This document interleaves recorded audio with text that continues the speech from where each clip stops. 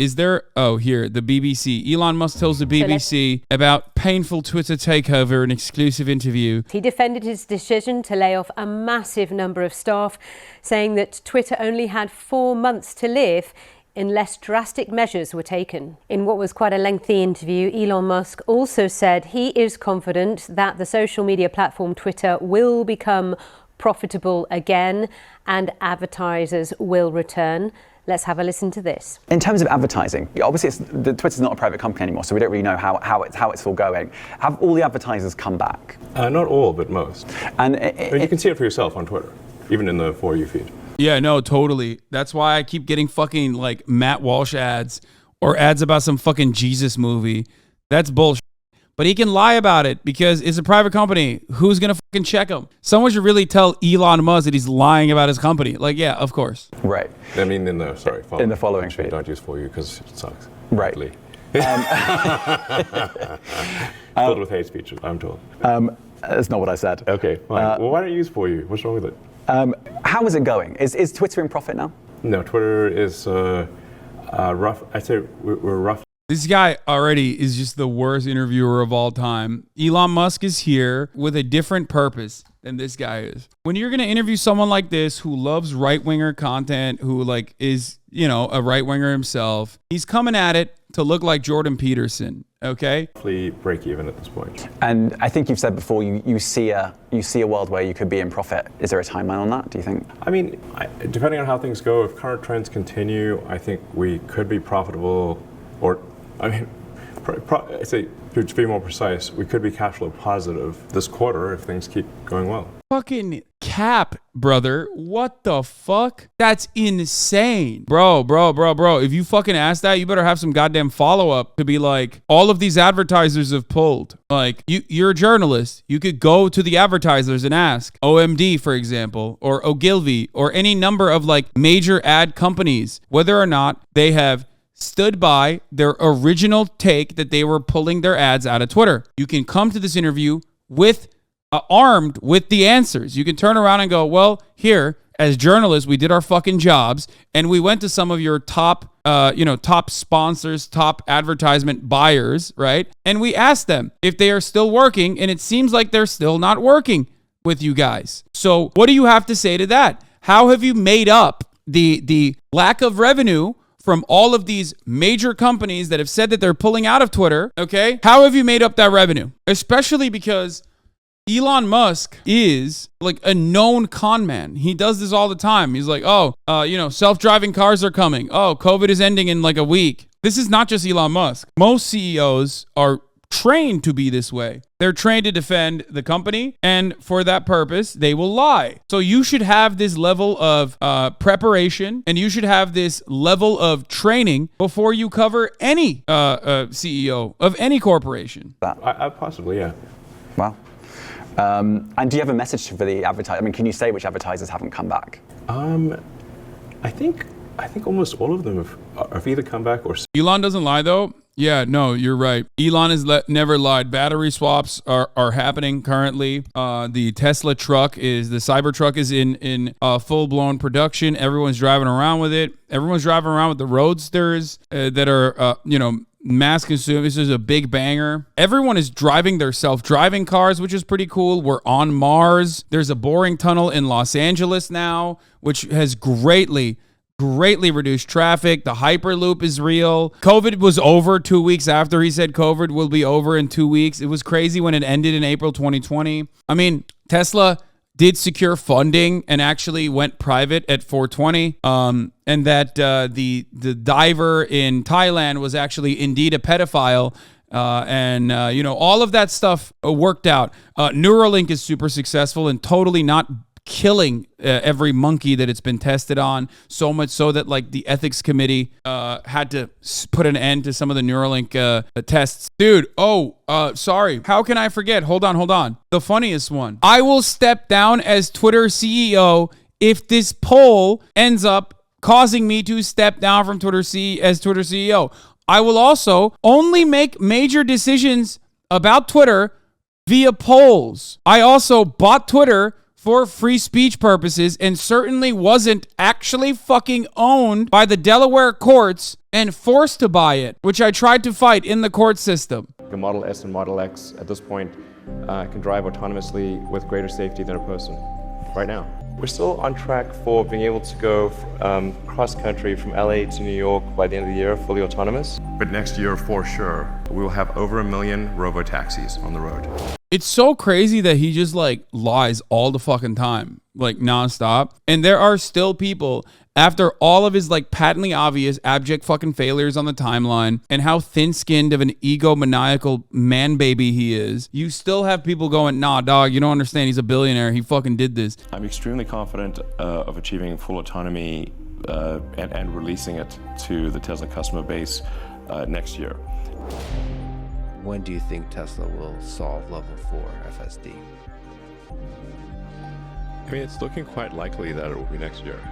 What about all the successful things he's done? Wait, what do you mean? What does that? People don't understand the legislation for something like self-driving cars to be permitted. Yeah, it's the legislation that's preventing Elon. You're right. So, yeah, brother, listen. Ultimately, given the dynamic of capitalism and how the markets work, Elon Musk has done something very successfully, and that is con people into thinking that he is like this brilliant inventor, and people respond positively to that. They think that he is a brilliant a brilliant inventor, and they trust him. And they every time he lies, no matter what happens, every single time he fucking lies, his stock prices, the Tesla stock goes up. But there are some that just haven't. Jump in, the water's warm. It's great. That's your message to the advertisers. They haven't come back. Yeah, I mean, look.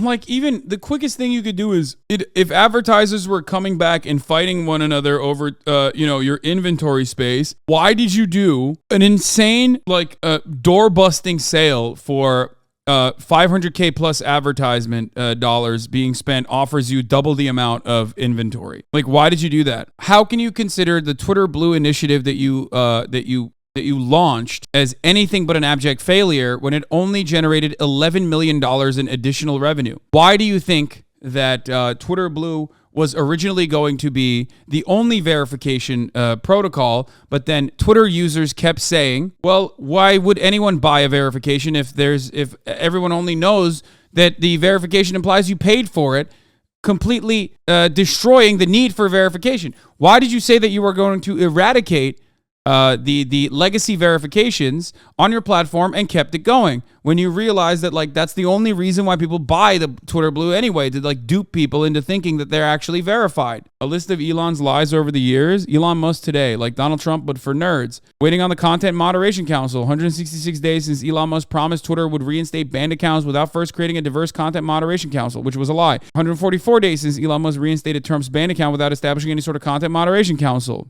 The Everything app. Buying Twitter is an accelerant to creating X, the Everything app. He wants to do literally the same thing that China does, but for Twitter. So let's see what happens with that. I don't know why the fuck anyone would put all of their information on Twitter like that, but rocket fuel solves climate change. SpaceX is starting a program to take CO2 out of the atmosphere and turn it into rocket fuel. Good luck with that initiative. 1,000 times all Earth combined. 520 days since Elon Musk promised 1,000 times all the other orbital payload on Earth. The Starship fleet is designed to achieve over 1,000 times more payload to orbit than all other rockets on Earth combined. You know, if Disney feels comfortable advertising, children's movies, and Apple feels comfortable advertising iPhones, those are good indicators that Twitter is a good place to advertise. I want to talk about if you have any regrets. And I think you were booed at a Dave Chappelle concert. I think your own lawyer said a little. Well, some say a little, some say a bit more. I think your own lawyer said you couldn't get a fair trial in San Francisco because there are lots of people that don't necessarily like you here. Yeah, but I have to say I was wrong. He was wrong, I guess, because I was acquitted by the San Francisco jury unanimously. So. Yeah. But I guess. But look, do you have any regrets buying Twitter? I think it was something that needed to be done. You said earlier quite that difficult, Come on, bro.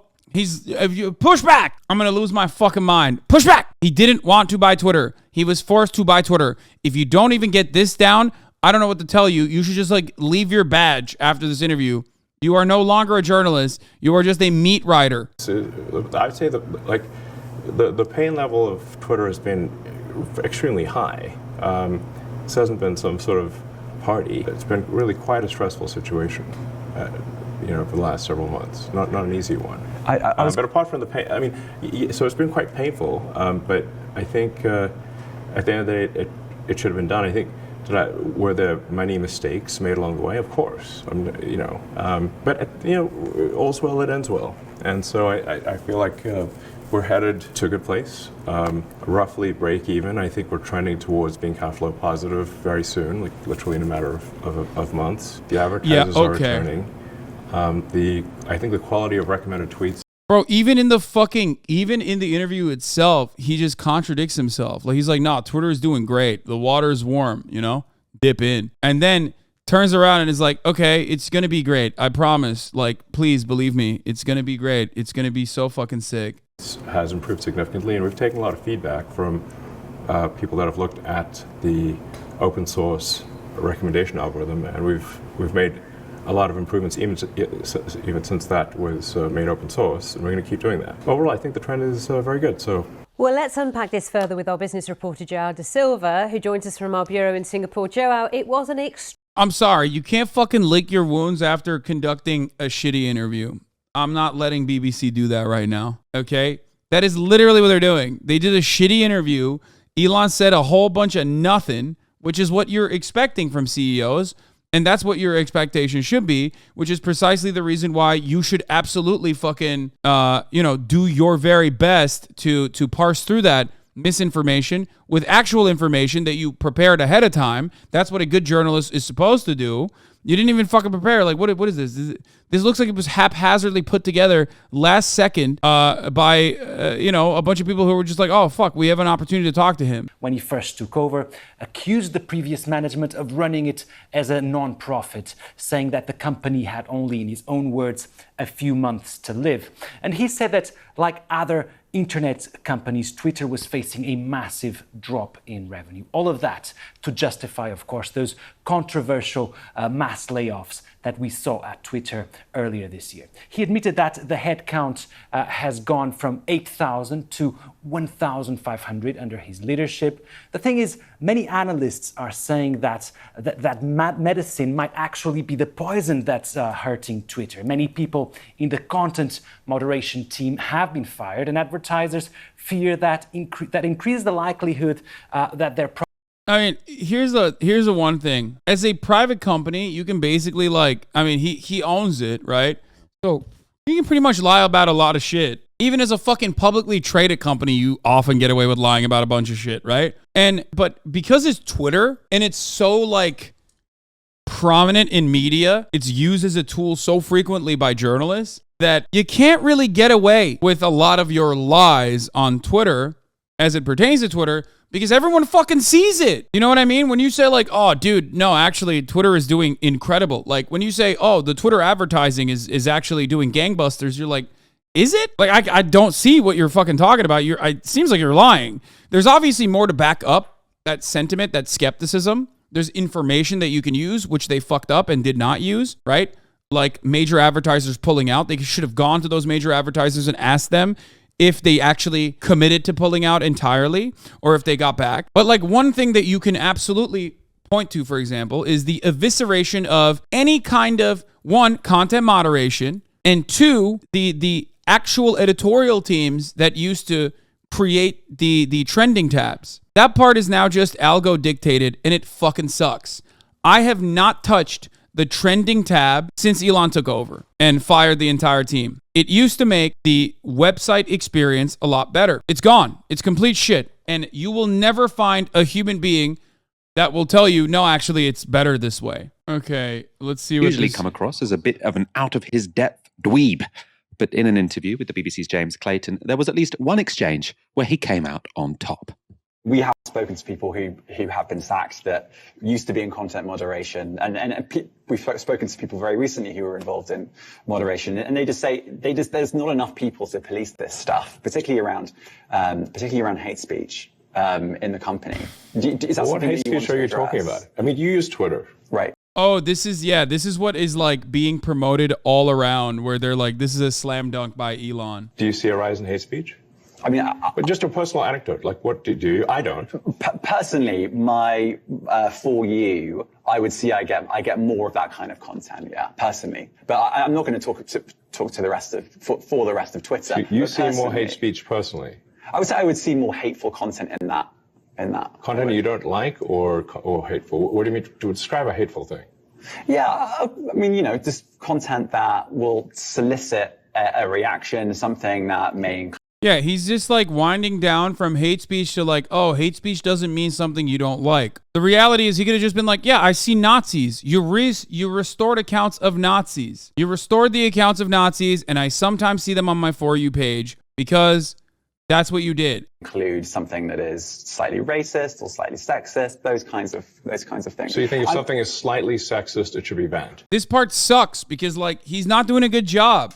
No, is that what you're saying? I'm not saying anything. I'm just curious. I'm trying to understand what you mean by hateful content, and I'm asking for specific examples. Like, it's so fucked up. He could have just easily been like, the racial consciousness account. It openly boasts having 70,000 followers. You're getting just curious by a dude who's not even that smart. That is a verified example. And not only that, but also this just happened too, which makes this even funnier.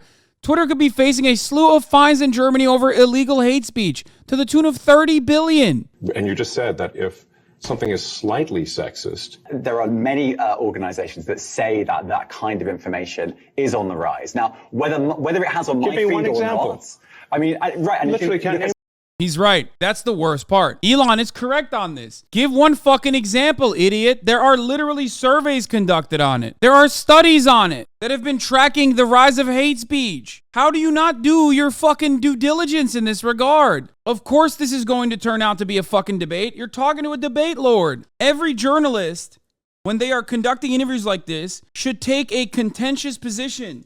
This is not supposed to be a safe space for Elon to say whatever the fuck he wants without an ounce of scrutiny. It blows my fucking mind. So dumb.